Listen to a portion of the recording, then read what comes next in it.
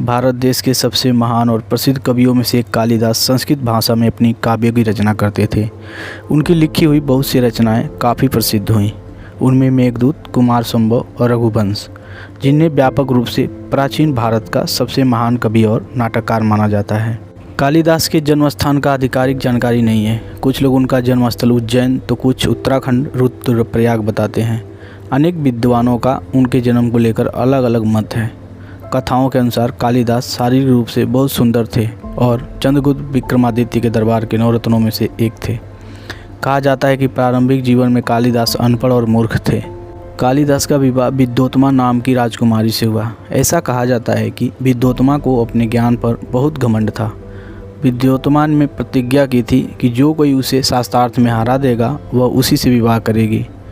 जब विद्योत्मा ने शास्त्रार्थ में सभी विद्वानों को हरा दिया तो हार का अपमान समझकर कुछ विद्वानों ने बदला लेने का निश्चय किया। सभी विद्वान महामूर्ख व्यक्ति की तलाश में निकले। कुछ दूर जाने के बाद उन्हें एक व्यक्ति दिखाई दिया जो जिस डाल पर बैठा था उसी डाल को काट रहा था। उन्होंने सोचा कि इससे बड़ा मूर्ख इस दुनिया में नहीं मिलेगा। उन्होंने उसे राजकुमारी से विवाह का प्रलोभन देकर नीचे उतारा और कहा, मौन धारण कर लो और जो हम कहेंगे वही करना। और उन लोगों ने स्वांग का भेष बनाकर विद्योत्मा के सामने प्रस्तुत किया कि हमारे गुरुजी आपसे शास्त्रार्थ करने आए हैं, लेकिन अभी मौन व्रत हैं, इसलिए हाथों के संकेत से उत्तर देंगे। प्रथम प्रश्न के रूप में विद्योत्मा ने एक अंगुली दिखाई कि ब्रह्म एक है, परंतु कालिदास ने समझा कि राजकुमारी मेरी एक आंख फोड़ना चाहती है। क्रोध में उन्होंने दो अंगुली दिखाई कि तुम मेरी एक आंख फोड़ोगी, मैं तुम्हारा दोनों आंख फोड़ दूंगा।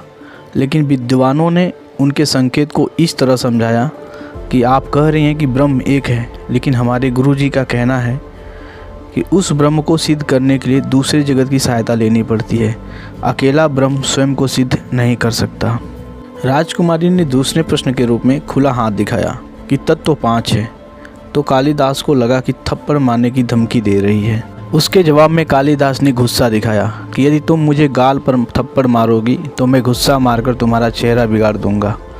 विद्वानों ने समझाया कि गुरु कहना चाह रहे हैं कि भले आप कह रही हैं कि पांचों तत्व अलग अलग हैं, पृथ्वी, जल, आकाश, वायु और अग्नि, परंतु यह तत्व अलग अलग रूप में कोई विशिष्ट कार्य संपन्न नहीं कर सकते, लेकिन आपस में मिलकर एक उत्तम शरीर का रूप ले लेते हैं जो कि ईश्वर की सर्वश्रेष्ठ कृति है। इस प्रकार प्रश्नोत्तर के अंत में विद्योत्मा अपनी हार स्वीकार कर लेती हैं। फिर शर्त के अनुसार कालिदास और विद्योत्मा का विवाह होता है।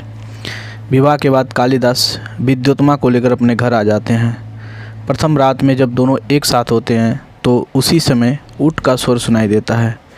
विद्योत्मा संस्कृत में पूछती हैं कि मैं तत्, परंतु कालिदास संस्कृत नहीं जानते थे, इसलिए उनके मुंह से निकल जाता है उट्र।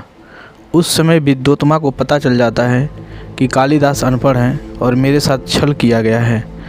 उसने कालिदास को धिक्कारा और यह कहकर घर से निकाल दिया कि सच्चे विद्वान बने बिना घर वापस नहीं आना। कालिदास ने घर छोड़ दिया और काली माता के मंदिर में माँ काली की आराधना करने लगे। काली देवी के आशीर्वाद से वे ज्ञानी और धनवान बन गए। ज्ञान प्राप्ति के बाद जब वे घर लौटे तो उन्होंने दरवाज़ा खटखटाकर कहा, कपाटम उद्घाटय सुंदरी, अर्थात दरवाज़ा खोलो सुंदरी। विद्योत्मा ने चकित होकर कहा, अस्ति कश्चित् भगविशेष, अर्थात कोई विद्वान लगता है। इस प्रकार कालिदास ने विद्योत्मा को अपनी पत्नी पद से त्याग दिया और अपना पथ प्रदर्शक गुरु माना और उसके इस वाक्य को अपने काव्यों में जगह दी। महाकवि कालिदास चंद्रगुप्त विक्रमादित्य के राजकवि थे, जिनकी कई रचनाएं आज भी पढ़ी जाती हैं। कालिदास की प्रसिद्ध रचना अभिज्ञान शकुंतलम को कई भाषाओं में अनुवाद किया गया। कालिदास के नाटक और कविता मुख्य रूप से वेदों, महाभारत और पुराणों पर आधारित हैं, क्योंकि एक लेखक के रूप में उन्होंने कई नैतिक कविताएं लिखी जो आज भी अधिकांश क्षेत्रों में लोकप्रिय है।